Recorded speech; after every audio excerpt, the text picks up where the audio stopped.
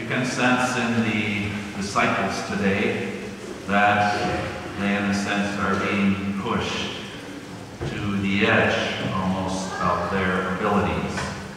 They have come to know Jesus and they had great years together. They were good times. And suddenly now the playing field has changed. Jesus has been crucified and now he appears to them. They're confused by that. And yet Jesus is kind of pushing them out the door. They're hiding. It is a moment that we probably know in our own lives at one time or another. For me, it came actually the day of my ordination. I was called in to the bishop and he said, I am assigning you to be a teacher of sophomore religion at Cotter High School in Winona. And I really was very afraid of that because I thought, sophomores, I don't know, sophomores. What do sophomores do? They will eat me alive. And I went a couple of months later when school opened. I went there in great fear and terror because I had never been trained as a teacher and I had no experience. And I walked into that room and I think they did eat me alive for a while. I was really battling with them, and I would go home each night and spend hours in preparation. And I'm not sure what kept me going back. I would watch other teachers and see how they could do it, but I knew I just didn't have those skills yet. It was a long year. And it really, in many ways, pushed me to the edge because I felt inadequate. I felt less, really, than the other teachers. And in the end, I felt like I was not very good as a priest teacher. Now, one of the gifts that came along is a priest friend of mine, one of my classmates, was going through the same thing. And we began to kind of talk. You know, the fact that there was somebody else going through it was a great assistance for me. And it really kind of carried me through. And the other thing is, I think I prayed a lot. You know, in those moments when we kind of get pushed to the edge, that's what happened. I had to just pray that somehow God would show me the way. I think it's important that we remember those times in our life when we have been pushed to the edge.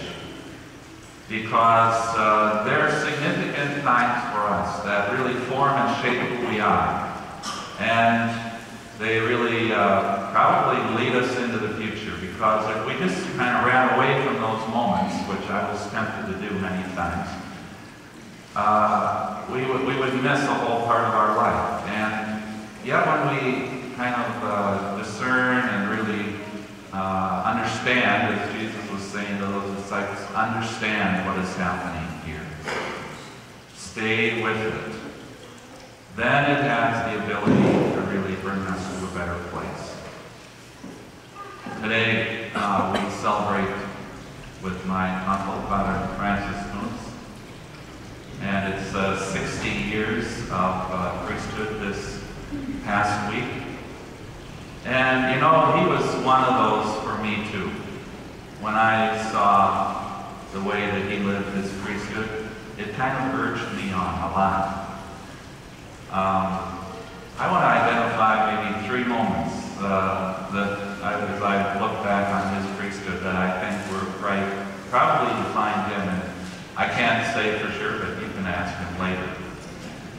One was, he was a young priest, and his mother had died just a year or so before.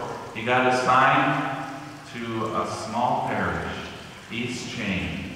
It's down by Fairmont. I believe it has 70 families.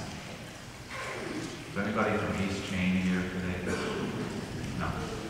Yes, somebody from East Chain. Thank you for coming today.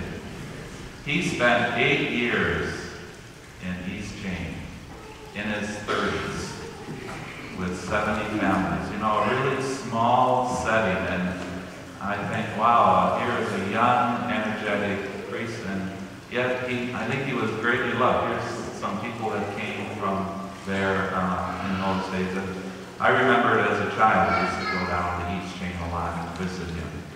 Probably kind of a lonely life in some ways, all by himself, and yet he really got connected to the people. Secondly, a few years after that, he got moved to one of the largest parishes in the diocese, St. Francis in Rochester. I know there's some people here from there today, yes. And that was in the 1960s. Again, a tough time going on in the church. He had a couple of associates, and one of them left the priesthood. Now that was I know it was a very hard thing. He just talked about it some.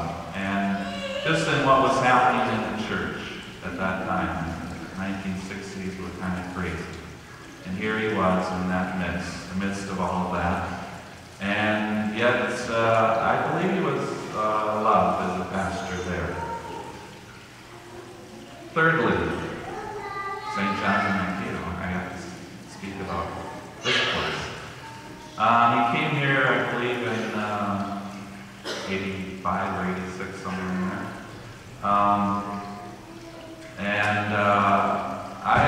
I think one of the significant things for him those years, just a guess here, is his 3 sisters died while he was pastor here.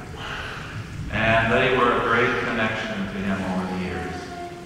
It was really the source of a lot of his off time. His sisters would come here and visit, and as a family, we often wonder what would happen when those 3 sisters died. And I think it's of great credit to him that he was able to kind of work through that time, and really has taken a great place in this community in his retirement. It's evidence really of the love that you have for him as St. John's, and his willingness really to be in that position of kind of pastor emeritus almost. And we rejoice today really that he has been able to work through all those things. There are lots of more stories, as you know, but to be willing to listen to God's voice through all these years and stand before us this day. So today, it's a good chance for us to celebrate that gift that he has been to us, but also maybe to recognize how God has been that way in each of our lives. If we think about it, we all have those little moments when we get pushed to the edge, and we wonder if we will survive, or if we are good enough for the task. But somehow, here we are today. We all are present, we still have our faith, and we're still breathing and walking and part of life.